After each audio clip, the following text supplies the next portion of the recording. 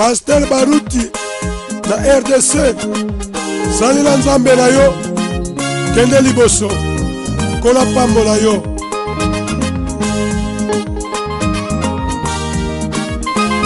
ndeko na ngai oyokaka likunya.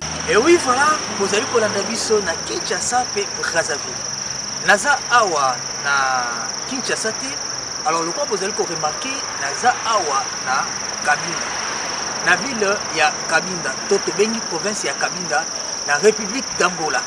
Awa nde toye milulu monene oyo ezali ko s'annoncer ko banda mokolo ya le 22, le 23 pe le 24 awa na Kabinda na République d'Angola. Likunya te na ndenge biloko moninga azozwa po ndenge toya na mokili oyo tokobotama libumu moko mais grâce eza individuel makoki mpe kozala ndenge moko te.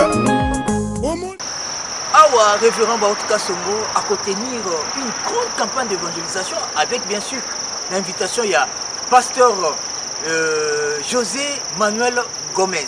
Alors bien vous allez Luka Lengeni Bokokoma Awa, nous allons vous expliquer et surtout vous donner tous les détails possibles pour Naboko Minabino Awa, surtout pour participer à la campagne monnaie Okozobongo 3 jours avec comme thème les docteurs et Jésus. Le révérend Baotuka Songo sera ici à Kabinda en République d'Angola. Hey! Bandeko ya Joseph bayinaka Joseph kasi tata na bango alingaki ye. Bandeko ya Joseph bayinaka Joseph. Bandeko bakouta Kinshasa, il suffit de prendre votre bus à partir de Kinshasa Timwanda. Et na Mwanda nde okomi na frontière oyo boko remplir ba formalité na bino pour kokota bongo na Kabinda. Na partir déjà à Kabinda ba bus oyo eza bongo na disposition na bino mise bien sûr par l'organisation nyonso oyo esali bongo oyo eza bongo ya campagne. Alors mon frère ma soeur, pas de souci. Yo zali kokota bongo na Brazzaville, tout zali kokota bongo na Pointe-Noire, il suffit ko avancer kako oyo na frontière oyo Kaboli Pointe-Noire na Kabinda nde okoti awa na Kabinda ici puis campagne monene ekosalama. Et surtout ne manquez pas puisque Jésus sera en œuvre. Comme vous savez, le révérend Baotuka Songo prêche au nom de Jésus et la guérison c'est au nom de Jésus. Alors, pasteur Gomez, toko kota na masolo, toko solo la nae, pour pesa biso quelques détails, le lengeni ni campagne oyo ezali ko s'organiser.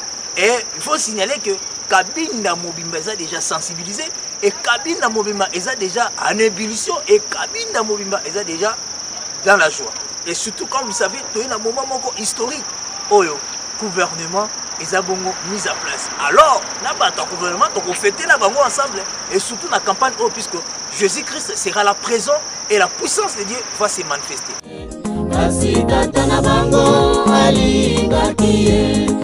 Hey!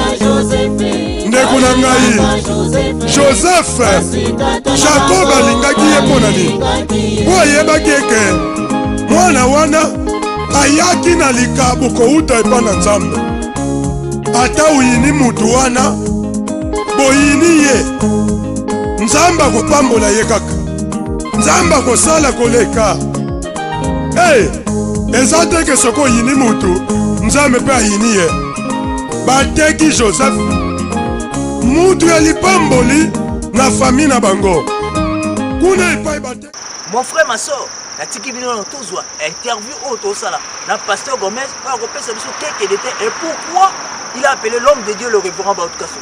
Qu'est-ce qui est conché à Baotuka Songo et pourquoi Kabinda ekoyamba pasteur Baotuka Songo nini bamoni na moombu na nzambe puisqu'il y a beaucoup de serviteurs de Dieu et pourquoi seulement le révérend Baotuka Songo wana eza ba réponse na ngandi te ko tuna o ezali bongo organisateur ya campagne oyo kozwa bongo 3 jours awa na Kabinda nda ko pesa biso quelques détails pourquoi il a invité l'homme de Dieu et nini amoni na kati ya moombu na le révérend Baotuka Songo et population ya Kabinda bazali kozela pasteur Baotuka lolengeni kakiye bateki ye lisusu tala mapambole bateki ye akena prison.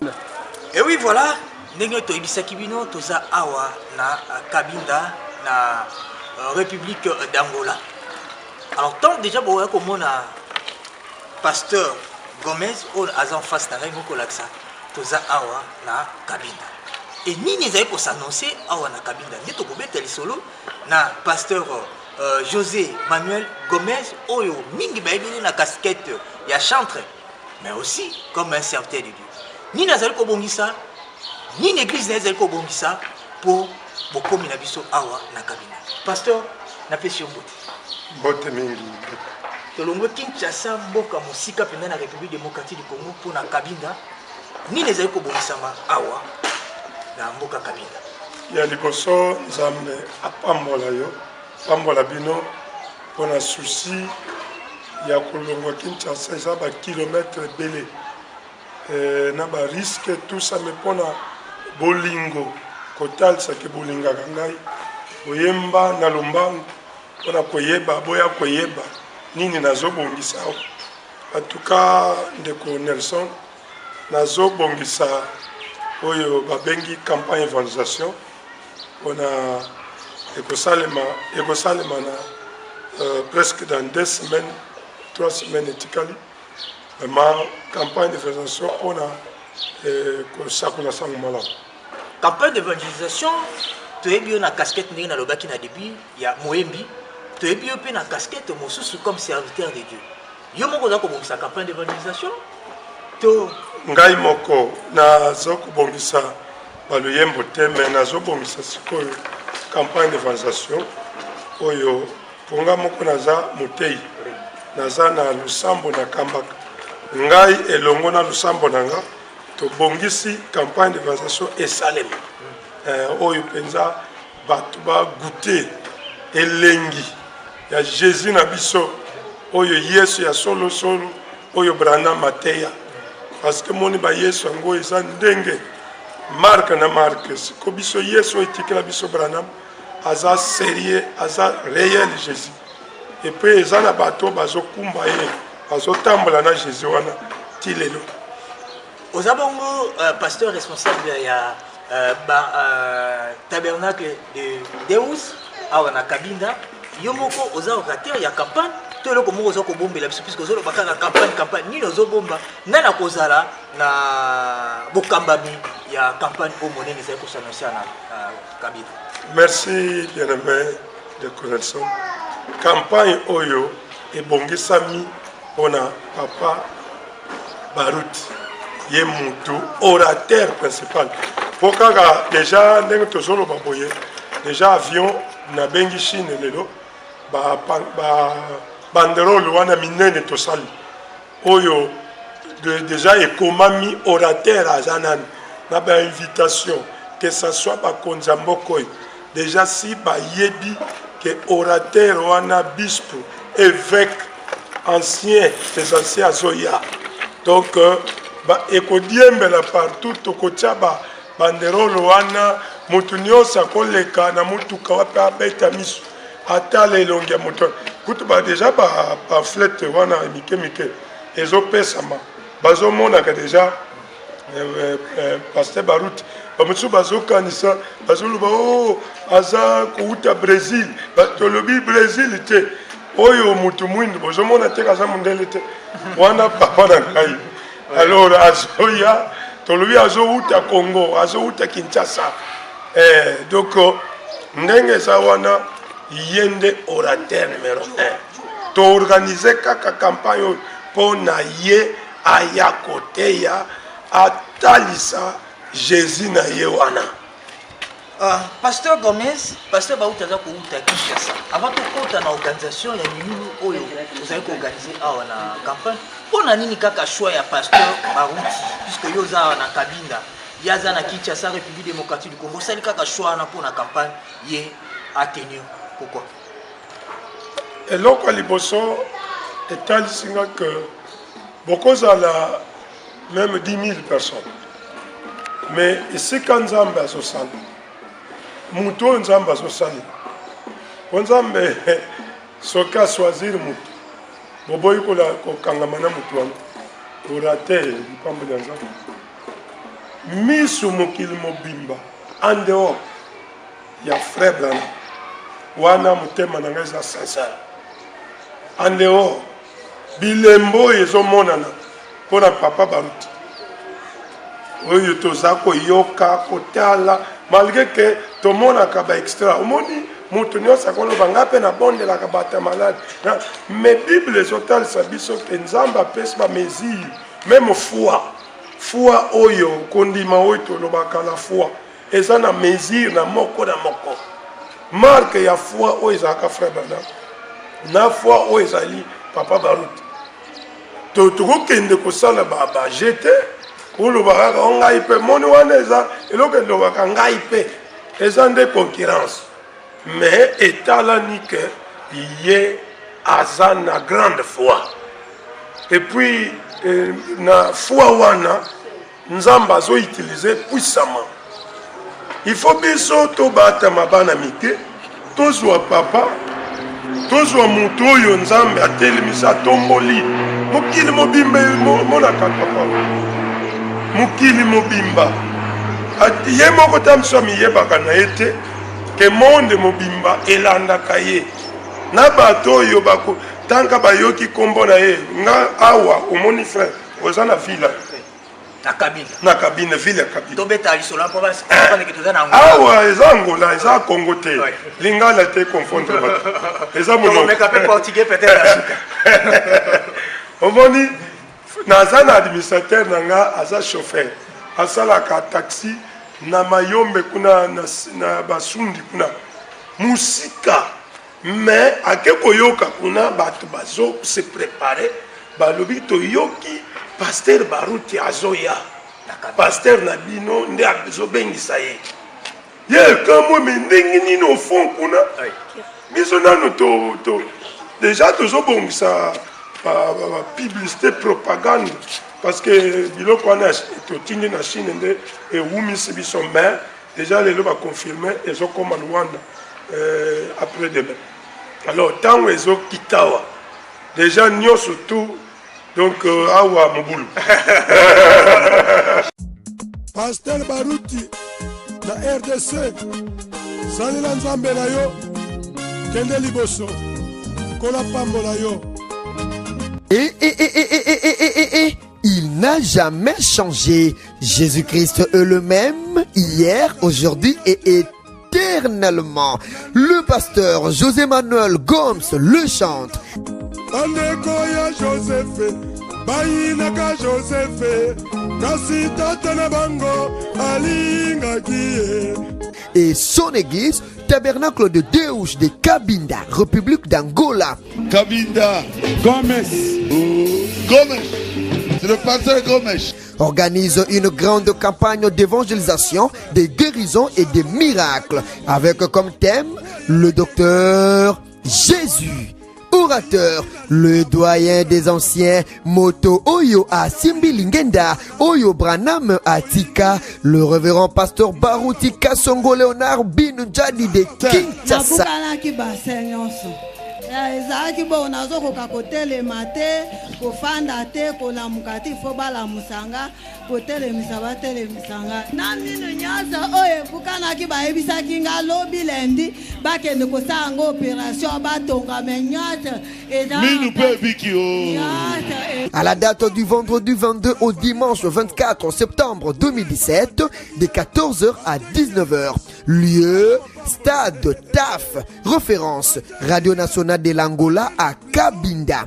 Pour tout contact, appelez au 00244 915 62 34 77 ou encore 00244 941 009 297. Venez nombreux pour recevoir le salut de vos âmes, la guérison de vos corps et plusieurs solutions à vos problèmes. Tabernacle de Deus de Cabinda et son pasteur le révérend José Manuel vous souhaitent la bienvenue et vous disent Deus vous en bénisse. Que Dieu vous bénisse.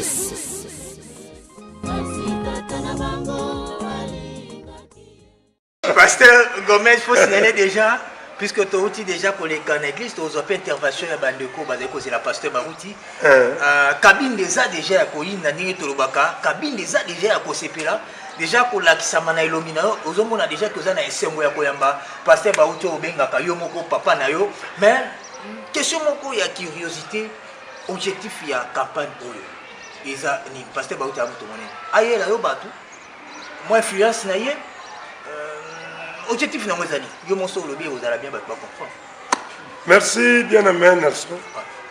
Campagne oyo na organise yango na église eza te ndenge bato mosusu bapase mosusu bazalaka soki aza na mwa 20 personnes ayebi ke pase baruti soki akiti po atondisela église après nsima bandi kofingana moni epai bisika ebele papa baruti akenda ozomona mwa église ndenge donki ndenge eza me alobi moto wana soki ayeli donc wana ekobendabenda bato soki azwi bato abalukili ye donc akomi koloba n'importe quoi donc ya aza nani mais nga nazo organise campagne te mpo aya kotondisela nga bandimi mpo bandimi baza deja wana nazoluka mpe te ke mpo ntango mosusu aya kosala miracle wana mpo deja miracle mpe emonanaka wana mais église na ngai moko nayebi ka aza papa nango alors omoni papa soki akende kotala mwana te epai ya mwana azali même bakoko wana yo boti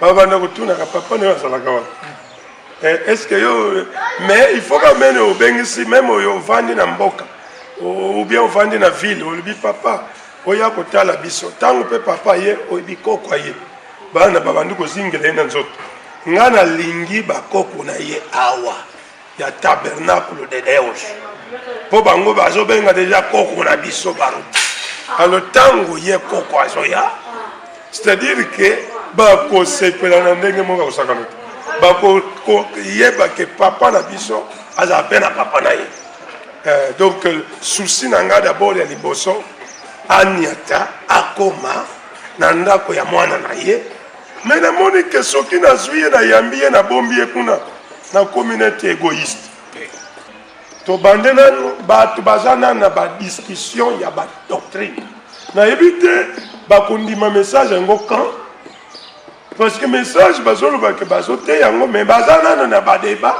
ya badoctrine okotuna mutu bazodiscute est-ce que puissance plénitude nyonso ezalaki na Branham to ezalaki te au colonne de fait ezalaki boy oh yesu ayaki to nano ayete bon sekonga na tuna bato banda bo banda koteya boza nano na badute aya te plénitude eza koto eza te mais bato bazobosana ke plénitude ezalaki en Jésus-Christ frère Branham alobi ti akei asali yesu asali na ye asungi asali apemisi ye mais lelo bazokomi tuna ya mosusu bakota na millennium wana nzoka mpona masumu donc millennium ya kosala kindumba donc tellement mikotisi ye moko na millennium albiloko wana surtout biso bangolais baza kokanisaka message eza ya bakongolais donc des ordres nyonso eza kosala bato na message balobi baeglise ya bakongolais wana nde ye kobebi kosala balukuta nga alobi non siko nazo il faut kobengisa un congolais avec Jésus parce que soki bakongolais mosusu bafingisi bakongolais nyonso bazomona neti angola monaka image ata moto awuti congo aye koteya message alobi je suis prédicateur de message bazwaka na angle que tous les congolais baza baaventurier batambolaka mpona koluka mbongo me nga nalakisi nalingi na prouve mboka na nga oyo ke nga nakuti congolais aza na Jésus congolais wana nani biso pe toyeba congolais wana me baruti kasongo Leonardo eloba na yeye moko ke naza angolais Leonardo biso tobengaka ye Leonardo yango tozokoma mpe Leonardo baruti kasongo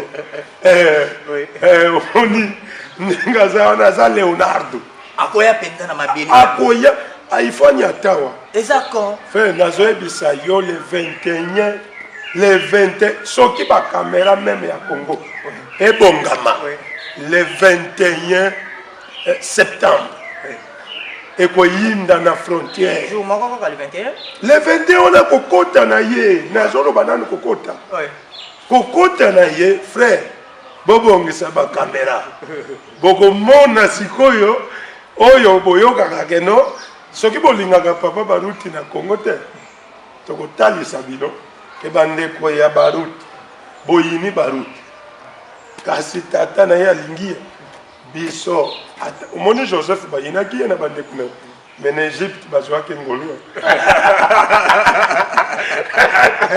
o Égypte azwi mapamboli mpona kozwa Joseph wana baza komona nde te loko pamba biso mpe tolobi boboya Baruti Angola Alléluia.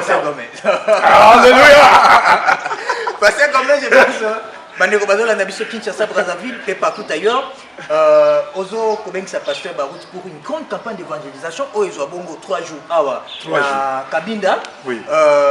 Mais tant ozo ya ma papa, préparation pesinga kezala bien.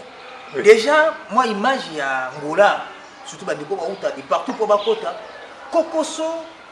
Est-ce que batu non so ba oza privilège wana ya kokota puisque ozakaka yo moko te na population ya Angola ndeko yamba pasteur ba uti to ba profiter na bénédiction wana ba uta biyik bisika biyike po baya Holanda do o nzamba tina moumbu na ba démarche ko sala mandeli est-ce que facilité pe ko za batu ba assister na campagne bon pour la batu nyonso baza partout to bengisi ba mususu bazo benganga bango moko ba yoki po soki na ebite papa place azali soki kaka bayoki kazokende telle place eza na bato balingaka ye mpe oyo bayinaka ye ce n'est pas tout le monde oyo bakoyina ye déjà bato bazowuta partout nayebisa déjà bapaster babongami awa baconsacration donc maboko ya papa ezala na mituna bango déjà nakomi na bademande tianga na liste nga bakoconsacre nga kuna na église na yo na baconsacration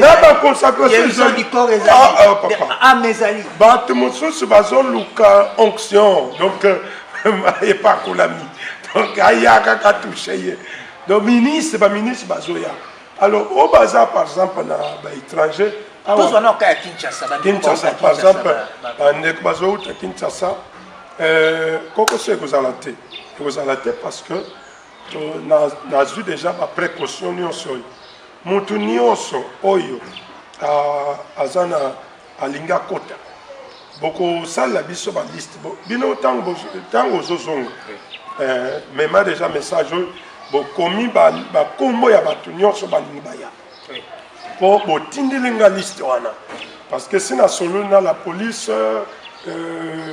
na service ya immigration na baservice ebele déjà na culture tosololi lobi mpe nazalaki wana natali bapesi nga ndenge na kokoma bakombo nyonso na ntango tosala na liste nga motu na kodetermine mikolo oyo bato wana bakoya kosala na événement ntango nakomi nde bango basinye ti bato wana bakokota boye tokokende kozwa na frontière parce que ezaka baformalité peut-être mutu na mutu akofuta badroit oyo basengaka na frontière mutu ya mutu na ndenge akoteli mais atia kombo na ye déjà na liste mpo kombo wana yango manifeste na kopesa na bamilie wana mpe tokopesa bapase mutu nyonso na identité na ndenge tokosalela organisation awa la police mpe baza déjà sensibilisé mikanda tokotisaki mpe barépondre kutu bayebisi nga ke à partir les 20 nakoma na babiro mpo la police eza prêt cortège mpe kozala oyo nasengi la police mpo na sécurité kaka ya papa na groupe nyonso koya na ye alors nyonso mpenza nzambe ya beka aza kosala. Pasteur, on a gardé, puisque fois bateau base à précision, puisque bateau belé, balobi, ngai na kokende Angola. Angola à Monsika. Alors bandeko bazali ko landa biso na Kinshasa, je pense tozana pasteur José Manuel Gomez. Awa tozana kabina. Ndenge biso to côté ndenge pe bino bokota. Complication mo to kuti ya moti. Mais il suffit ka bandeko ba okatsa Brazzaville, Kinshasa, bandeko ope à Kinshasa. Malamoko tina Mwanda.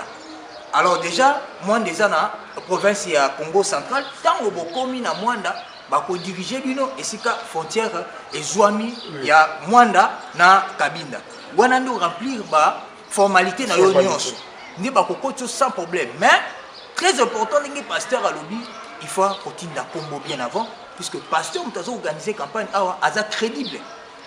Alors assurer sécurité nyonso bino nyonso bokouta Kinshasa to Brazzaville beaucoup participer à la campagne pour vous bénédiction na bino puisque l'homme de Dieu le révérend Baoutka Songo a Rosala na Mabele à bande konabiso ya Kabinda, bien sûr avec l'invitation du pasteur Gomez.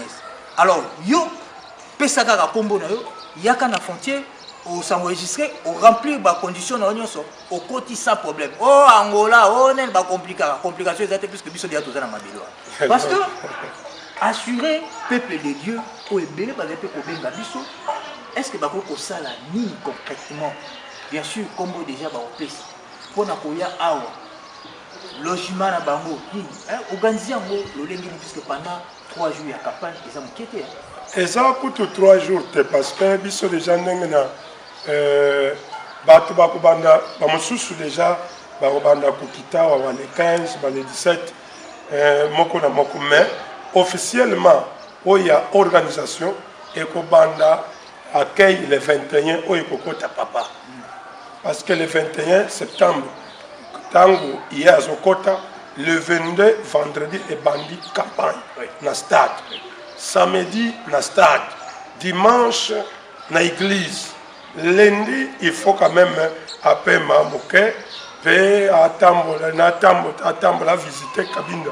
Mardi peut-être n'habite ndenge nzamba itiliza kaye makambe belé bozala wa bate belé bazana posana peut-être wana mardi ou mercredi to suki mais biso ndenge to ko suki sapona ba invité mercredi il y a semaine wana ndenge bozala suka peut-être on va que mercredi ça dia ba le 20 bah non mercredi il y a semaine wana mususu non parce que to banda vendredi. Pasteur Baruti na RDC Salila Nzambe na yo kende liboso kola pambola yo. Il n'a jamais changé. Jésus-Christ est le même hier, aujourd'hui et éternellement. Le pasteur José Manuel Gomes le chante. Bandeko ya Joseph bayinaka Joseph kasi tata na bango alingaki ye.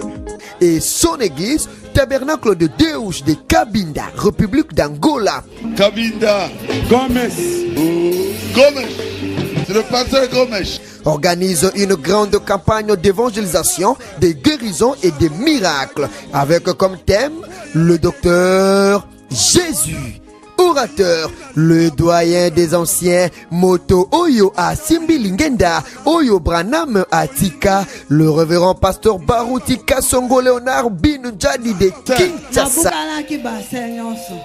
ezalaki bo nazokoka kotelema te kofanda te kolamuka te fo balamusanga kotelemisa batelemisanga na minu nyonso oyo ebukanaki bayebisaki nga lobi lendi bakende kosala yango opération batongame nyonso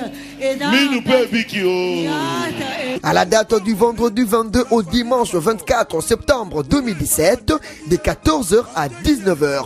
Lieu, stade TAF. Référence, Radio Nationale de l'Angola à Kabinda.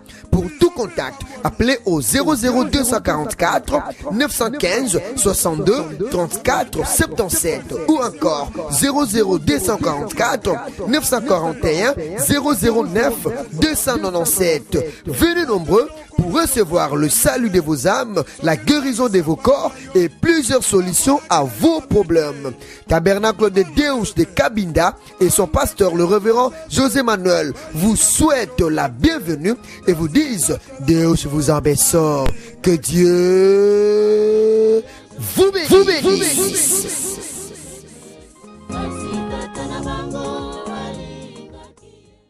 Événement oyo eyebani na niveau ya province mobile na ba condition ya Kabinda et ça déjà autorisé officiellement partout ba bureau nyos donc les autres la maka date moyen ba prime la bango visa exacté ce qui ba boy peut-être ba signaler biso koko sonini likambo nini pour biso to recourir mbango moto ana raté il y a événement bon mais moto a joué déjà visa et ça là qu'à un mois au kokota na pays wana ko sala un mois à partir du jour au côté na pays ne ba bandi ko compter 30 jours soko lingo ba ça au bakisi moto a visa peut-être mais moto a causé un passeport laisser passer à cause à mikolo oyo tokotangela ye oyo ya événement mais oyo akoya na visa na ye soki alinga atika na biso nano awa même 2 mois 3 mois papa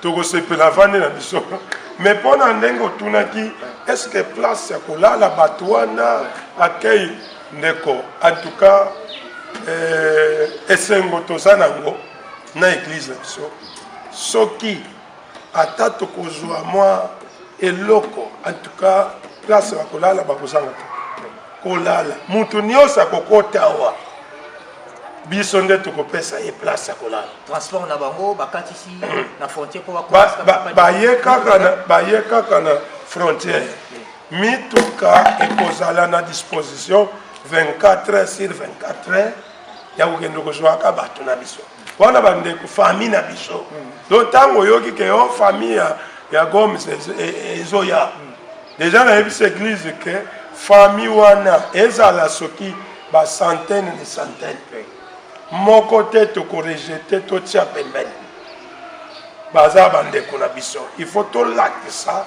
bolingo ke ya solo tozala na bandeko kuna voilà bandeko bozali kolanda biso bo se poser susu question ebele te esengeli na yo kaka koya bien sûr avec identité puisque moto nyonso esengeli atambola na identité na ye soki oye nango na service oyo eza na frontière olakisi identité na yo oyo oza na passeport te oyo oza na posa ya visa te okoremplir kaka baformalité na niveau ya frontière awa parti ya Mwanda puisque ndenge toza awa eza quelques mètres na Mwanda na ngambu ya République démocratique du Congo. Alors dès que komi wana on remplit ka ba continue mbala moko okatisi puisque tango zo katia déjà na ngambo ya Kabinda awa na Angola mituka etandami puisque ndenge bazo bongisa awa biso tomoni yango yango esenga kaka tokita po tolakisa bino ke bokozala bien accueilli bazwi bino na mituka ti esika banda kolala pe kolia et puis bozo assister na campagne pendant 3 jours lokola référent ba tuka sungu ye moko akozala awa ndenge na utaki koloba na ebandeli moni campagne ya Kabinda ndenge eza boye nayebi ke eza lipambeli monene wana Kabinda auti bipai koteya el moko na vandi soki ezalaka ke kibumutu na ngai me nalobi ata année prochaine apema mpe awa bazobenda ye akende kikwiti akende États-Unis akende Europe akende balocha wapi azopema kaka te bino yango nalobi bopemisa ye nanu kuna biso mpe tozwa ye akomi kaka bino Kongo banda bozwa ye yaka kote oyo baluka boye papa aza na ministère na ye international il faut abanda kokende ndenge akendaka partout aya awa donc biso toza na souci namoni ke eza volonté ya Nzambe parce que na kibumutu c'est difficile mbala moko nayebisa papa yaka na campagne parce que eza mbala liboso nazosalisa campagne ya monene mais eloko etouche ngai to ememinga mpenza namona Nzambe en scène ya campagne oyo ntango nazokotisa badossier na gouvernement awa bango moko bazwi esengo ya campagne balobi mbala liboso na Kabinda bayoka campagne evangelisation esalema na stade oyo ya football oyo bayokaka parce que babangaka komema bato na stade bato boni okomema na stade bayebela na cadre ya football à part même terrain football même po omema bato okozwa bango wapi osangisa foule bakende na stade yango nde kobanga awa mwa bacampagne yoka osale tel ekotaka ba 300 personnes 400 personnes siko ntango bayoka stade na ba église kaka oya message ya biso bazotuna parce que comme ça zalo kobanga te azo mema bato na stade est-ce que ngobi mais bona nini bobanga ka stade bazotuna ngamo basale oyo mikeza ka pembeni ya stade bakanzi na louer moi salle mais on peut s'y référence à stade ngana lobi stade oyo penza babeta kamati yango wana penza stade koloba teke moi terrain wana ya basket wana zaka pembeni wana mais stade oyo stade ya solo aloba lobi mbala liboso na histoire awa na kabine tomoni pasteur oyo azokodefie amema bato na stade alors epesi bango moko keno tokozala donc ekomi stade solo ya stade ezoloba ma stade yango ekomi na succès mpe on dirait stade moko ya super soki ndenge mais ezozwa valeur parce que Jésus azokende kuna bango bayebili yango kaka stade ya football mais siko nga na biso yango ke tozobengisa un grand joueur professionnel ezobetama match moko coupe moko awa ezobetama équipe ya Satan na Jésus meilleur buteur baruti kasonga azokita awa frère kutu wana na banda koyebisa église okoloka babi kuna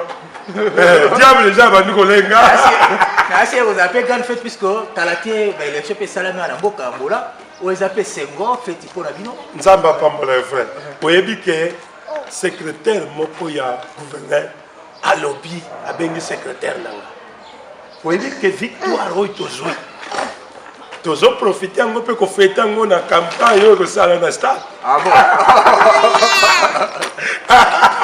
galbi l'état mpe omoni bango mpe babangaka lokola bamoni nzambe asungi bango balobi nzambe kaka moto action de grâce alors kuna na campagne nde tokofetele biso nyonso mais komi fete otende kasi tata na bango alingaki ye Papa Baruti, seja bem-vindo. Presença é prazer.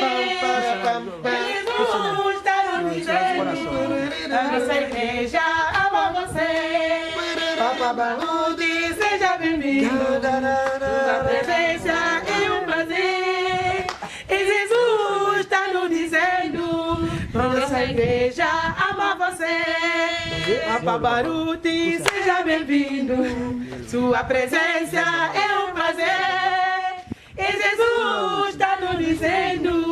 A nossa igreja ama você. Pasteur Baruti azoya bino bobongisi nini ba chantre.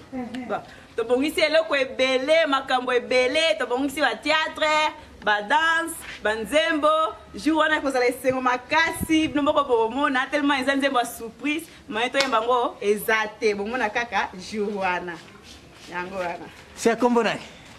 Eu sou a irmã Nilda, mais conhecida. Eu sou a irmã Rosa Avelina, mais conhecida por irmã Nilda. Eu com muita alegria estamos a esperar esse pastor Baruti, porque é algo que nós vejamos aqui na distância, mas como os dias estão aproximando, estamos muito felizes e queremos que ele venha. Que Deus abençoe, que Deus abençoe aos nossos irmãos. Assim que vocês vão na RDC mandar cumprimentos, saudações para todos eles. Botem Papa Baruti,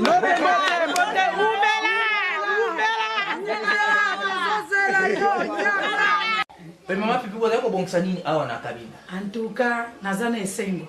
Tangu na moni bino na sepeli. Tangu na moni bino na yebi papa zoya. Papa Baruti azoya tozana esengo. Poto yamba bino. Tangu akokoma wana mboka na biso ya kabinda. Tozana esengo tozana tala na yebi tena koloba ndenge nini. Nazana esengo na sepeli. Aya, toko yamba bino. Estamos convidando nossos irmãos para vir acompanhar a campanha, o pastor Baruti Kassongo vai vir fazer aqui em Cabinda. Estamos muito alegres, que nós sabemos que essa campanha é uma bênção para nós. Que Deus nos abençoe muito e vai abençoar a pessoa, o nosso pastor, e vai abençoar a todos que vão acompanhar essa campanha e que vão estar conosco lá no estádio. É uma bênção para todos nós. Que Deus abençoe. Como na ngai Mama Gomes, na igreja ya Cabinda Tabernáculo de Dia. bozali koyamba mombu na nzambe pasteur Baruti na ntina nini? Bon, tozozela papa Baruti na nzela ya campagne. Biso tozalaki deja kobongama banda. Bon, eleki dango mikolo ebele. Po biso tozalaki deja na projet pasteur Baruti ya komona biso na Kabinda, toyokana basanga pasteur Baruti, tomonaka na bacampagne na balili ndenge mobali yango soki akende na Kinshasa ye na banini tozotala. Bon, biso mpe na Kabinda tozalaki desida biso mpe tomona papa Baruti boye kaka tenge tomona ye topesa ye bambote tomona mpe biso mpe tenge tomona bilemo na bikamuse. Estava à espera do pastor Baruti para poder vir fazer a campanha, para nós ver a mão do Senhor, porque temos ouvido muito dele, o dom que Deus colocou nele. Em Cabinda também queremos ver esse Deus de Brana, que está a continuar a trabalhar nele e está trabalhando no seu servo, o pastor José Manuel Gomes. Então, nós fizemos esta campanha para que o Deus de Brana possa se manifestar aqui em Cabinda, através dos homens, porque Deus trabalha nos homens.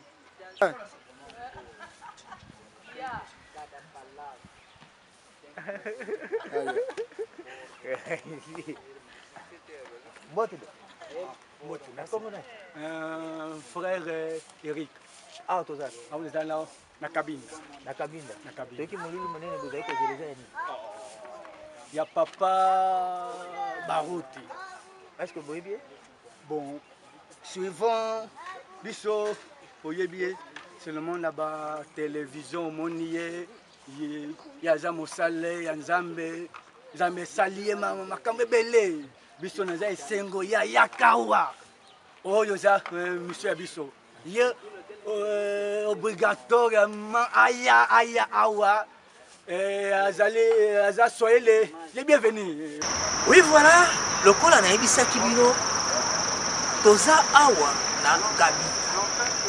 Naza na Kabinda ndenge boza komona ngawa na République d'Angola. Mon frère, ma soeur, Olingi Koya, je pense que vous avez déjà ma détail, pasteur José Manuel Gomez a Pessi. Il n'y a pas de complications. Et surtout, comme vous savez, Jésus sera ici à Kabinda. Le révérend Bakasongo va amener Jésus ici. Puisqu'à Yokisa Monguna Sonyata Mokolomobot. Voilà tous quelques déclarations à ma frère. On peut pas causer la pasteur Babout. Mais là, c'est déjà plein de bonbons. Bandeko? Oui, Bandeko Boya. Mbote. Nayebi te na portugais, mbote na koloba nini sikoyo? Ah bon, nessa história je pense dizer boa noite. Boa noite. Boa noite. Ah, c'est boa noite. Voilà, vous comprenez que nga na koloba lingala nanga, mais na kotika ba mpo baloba portugais, puisque na Kinshasa Brazzaville, bande ko baloba portugais bala. Pour signaler que tout ça awa na Kabinda. Ndeko, tomoni bino na esengo nini boza ko sera surtout ana. Verdadeiramente estamos muito contentes porque estamos o pastor José Manuel Gomes está organizando uma atividade, campanha de evangelização. Então aquela campanha de evangelização nós estamos muito alegres porque ele convidou quem vai apresentar, quem vai evangelizar, que é o reverendo pastor Baruti Kasongo, Leonardo da RDC. Então estamos todos alegres, já ouvimos muito falar daquele nome. Já ouvimos muitos falar, já contamos testemunho do que Deus está a fazer naquele homem, quer dizer, do que Deus está a operar no ministério daquele homem. Então nós, quer dizer, os povos, a gente que estão nos Estados Unidos, estão na Alemanha, estão em todo lugar do mundo. É para menos aqui em Angola ainda não viram, o Brasil ainda não viram onde Deus de Baruti está a se manifestar. Então, por isso é que nós todos estamos alegres, hoje ouvimos testemunhos e nós mesmos estamos alegres porque sabemos que nós já vamos viver a realidade de como Deus opera no ministério do pastor Baruti. Por isso é que estamos todos assim alegres e já estamos nos preparativos. É só para dizer que irmãos de todos os cantos podem vir, que nós estamos aqui, vamos vos receber e muito mais. Haverá muita coisa que Deus fará, Deus vai agir milagrosamente e tudo vai acontecer, a cura de vir tudo. Nós queremos que isto vai acontecer. Ok. Mon frère, irmão Lourenço. Ah, ok. Pasteur Baruti Azakoya, est-ce que vous avez causé là nesse começo? Muito obrigado. Estamos alegres de recebermos um ancião, um profeta, que é nosso pai da missão. Nós estamos alegres do jeito que vamos receber o nosso pai, através da organização do nosso pastor José Manuel Gomes. frère.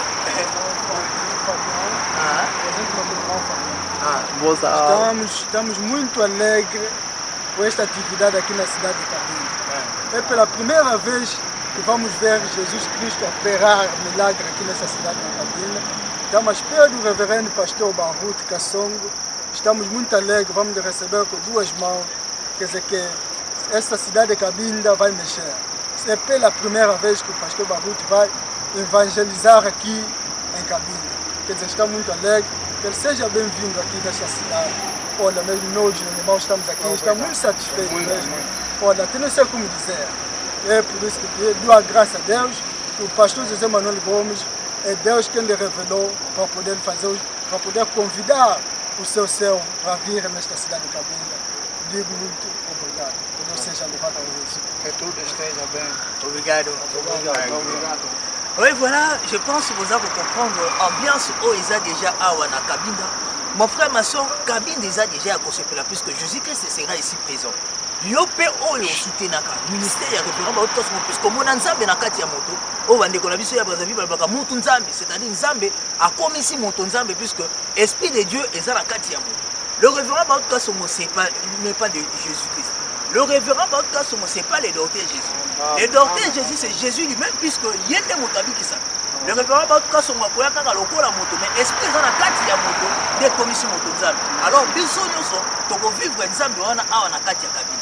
Mon frère, ma soeur, vous avez déjà une invitation. Biso to pesu yango déjà sikoyo. Alors yo il suffit kaka olongwe siko zana maladie na yo.